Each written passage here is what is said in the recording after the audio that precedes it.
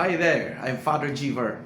I'd like to share with you some of the lines from today's Gospel, June 15, 2026, from Matthew chapter 5, verse 38 to 42. It says, Jesus said to his disciples, "You have heard that it was said, an eye for an eye, and a tooth for a tooth. But I say to you, offer no resistance to one who is evil." In short, wag kang maghiganti. Well, real talk, it's very difficult to forgive. I find this line actually very, very challenging. It's difficult, but I'm not saying it's impossible. In fact, si Jesus ang unang nagpatawad sa mga taong nagkasala sa Kanya. Just like putting fire with another fire. What will happen? Masusunog tayo niyan. Instead, put water over fire. And I'm sure there will be peace.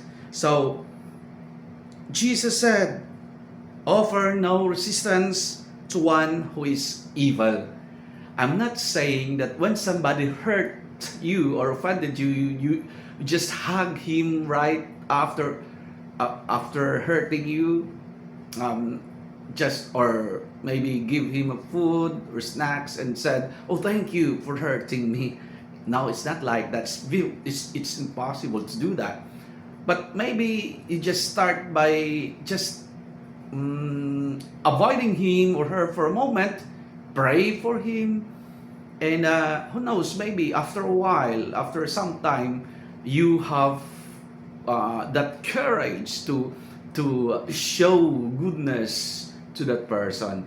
So, wag kang maghiganti. It's difficult, but it's not impossible. So, my dear friends, put water over fire and we will have peace. What is important is our peace of mind. Have a nice day. God bless.